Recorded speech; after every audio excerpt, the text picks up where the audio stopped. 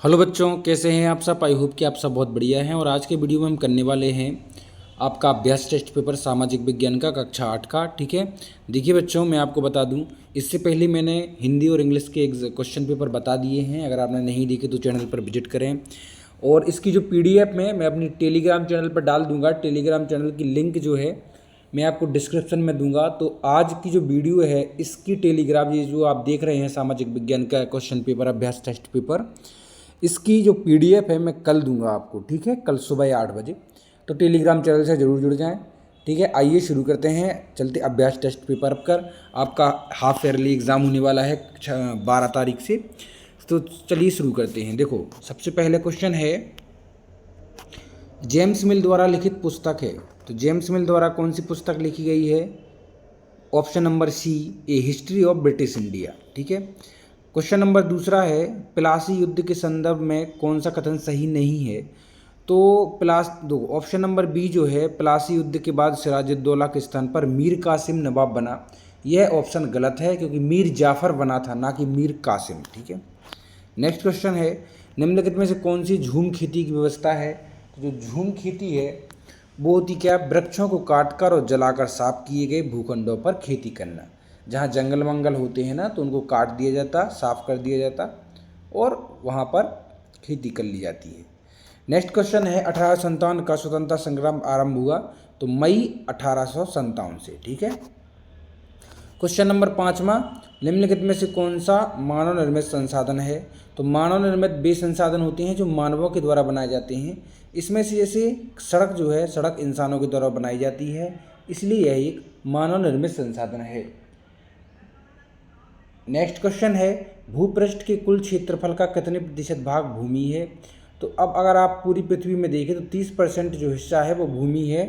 ठीक है, जमीन है। सघन जनसंख्या वाले क्षेत्र होते हैं। तो सघन मतलब घने। तो शीतोष्ण क्षेत्र जो होते हैं सघन जनसंख्या वाले हैं, मतलब जहाँ ना गर्मी रहती है ना ठंडक रहती है। भारतीय संविधान सभा का गठन कब किया गया? तो भारतीय संविधान सभा का जो गठन है वो नवंबर 1949 में किया गया। ठीक है। भारतीय संसद के सदन कितने होते हैं? तो 2 सदन हैं भारतीय संसद के, एक तो लोकसभा और एक राज्यसभा। ऑप्शन नंबर ए सही हो जाएगा। क्वेश्चन नंबर 10वां है, संविधान के किस अनुच्छेद में कहा गया है कि भारत के किसी भी नागरिक के साथ धर्म, नस्ल, जाति, लिंग या जन्म के आधार पर भेदभाव नहीं किया जाएगा? ऑप्शन नंबर सी, अनुच्छेद 15 इसका सही आंसर हो जाएगा। तो नेक्स्ट क्वेश्चन दिया गया है, नीचे लिए गए प्रश्नों को हल कीजिए। लघु उत्तरीय प्रश्न है। तो प्रश्न नंबर 11वां है, सहायक संधि की क्या शर्तें थीं? तो देखो बच्चों, सहायक संधि तो देखो, अंग्रेजों के साथ सहायक गठबंधन करने वाले भारतीय शासक, जो भारतीय राजा महाराजा थे, को अपने स्वयं के सशस्त्र बलों को भंग करना पड़ा। मतलब अपनी जो सेना वगैरह है उनको हटानी पड़ी, है ना। और अपने क्षेत्र में ब्रिटिश सेना को स्वीकार करना पड़ा सहायक संधि के अनुसार।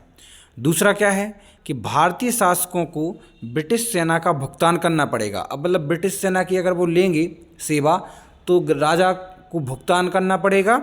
इसके बदले में अंग्रेज विदेशी आक्रमण या आंतरिक विद्रोह से भारतीय रियासतों की रक्षा करेंगे। कौन? अंग्रेजी सैनिक। ठीक है। तो सहायक संधि के अंतर्गत यह सब आया। को नेक्स्ट क्वेश्चन है, question number 12, east India company द्वारा स्थायी बंदोबस्त कब और क्यों लागू किया गया?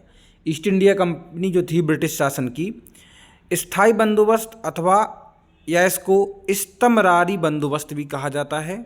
ईस्ट इंडिया कंपनी और बंगाल के जो जमींदार लोग थे, इनके बीच कर वसूलने से संबंधित एक व्यवस्था थी जिसे हम स्थायी बंदोबस्ती व्यवस्था कहते थे। इसमें जिसे मतलब जो है बंगाल में लॉर्ड कॉर्नवालिस द्वारा 22 मार्च 1793 को लागू किया गया था। ठीक है। नेक्स्ट क्वेश्चन है, रविन्द्रनाथ टैगोर ने शांति निकेतन की स्थापना किस उद्देश्य से की? तो रविन्द्रनाथ टैगोर ने जो है शांति निकेतन की स्थापना की थी जिससे कि भारतीय संस्कृति व आदर्शों के आधार पर शिक्षा प्रदान करना। ठीक है, यानी इंडियन कल्चर को बढ़ावा देने के लिए वेस्टर्न कल्चर और विज्ञान का अध्ययन करना, पूर्वी और पश्चिमी देशों को एकता के सूत्र में बांधना। ठीक है। नेक्स्ट क्वेश्चन है, राजा राम मोहन राय को समाज सुधारक क्यों कहा जाता है? तो बच्चों आपने नाम जरूर सुना होगा, वो सोशलिस्ट थे, समाज सुधारक थे। देखो, राजा राम मोहन राय ने जाति व्यवस्था, छुआछूत, अंधविश्वास और नशीले पदार्थों के इस्तेमाल के खिलाफ अभियान चलाया। उन्होंने बाल विवाह, बहु विवाह, महिलाओं की निरक्षरता और विधवाओं की निम्न स्थिति पर प्रहार कहा, क्योंकि उस समय में महिलाओं की स्थिति भी खराब थी। इसलिए राजा राम मोहन राय ने, है ना, उनकी स्थिति भी सुधारने का प्रयास किया। उन्होंने उस समय हिंदू समाज की कथित बुराइयों के खिलाफ लड़ाइयाँ लड़ी, ठीक है, जो कुरीतियाँ थीं। क्वेश्चन नंबर 15 कहा गया है नवीकरणीय और अनवीकरणीय संसाधनों को लिखिए। तो मैं आपको बेसिक भाषा में बता दूं, नवीकरणीय संसाधन वे संसाधन होते हैं जिनको हम रीयूज कर सकते, रिफॉर्म कर सकते, एक बार ख़त्म होने के बाद दोबारा बना लिया, ठीक है। जैसे कि अगर मैं आपको बताऊं तो नवीकरणीय वो, जैसे कि हम मान लें जल, है ना, सौर ऊर्जा को अगर हमने रात में खर्च कर लिया तो सुबह से फिर से हम चार्ज कर लेंगे या प्राप्त कर लेंगे। लेकिन पेट्रोल जैसी चीज़ जो हम एक बार अगर हमने धुआं में उड़ा दिया जला कर तो दोबारा नहीं मिलेगी हमको, ठीक है। वो एक बार बन चुकी तो बन चुकी, इनको अनवीकरणीय बोलते हैं। 16वां क्वेश्चन है औद्योगिक जोखिम को कम करने के उपाय लिखिए। देखो, औद्योगिक जोखिम, जैसे अगर आपको ध्यान हो तो यूनियन कार्बाइड का जो गैस कांड था भोपाल में, वो एक औद्योगिक जोखिम ही था, ठीक है। तो अगर हम इसको कम करना चाहते हैं तो हमें कुछ उपाय इसमें हमने लिखे हैं, जैसे कि आग की चेतावनी और अग्निशामक की व्यवस्था को उन्नत किया जाना चाहिए।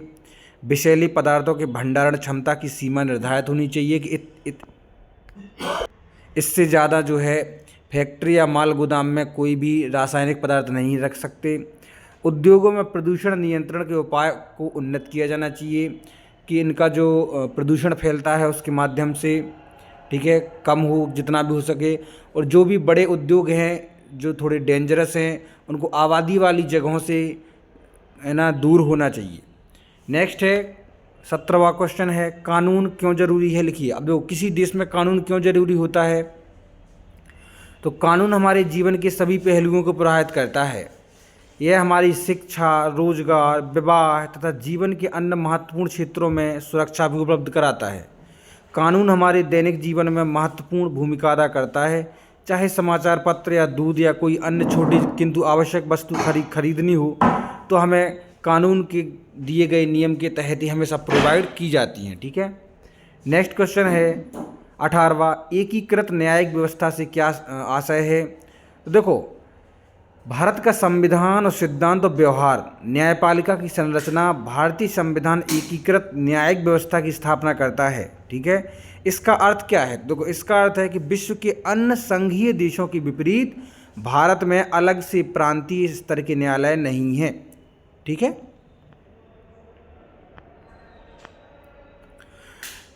नेक्स्ट क्वेश्चन है जंगलों से प्राप्त ऐसे 3 उत्पादों के नाम लिखिए जिनका आप उपयोग करते हैं।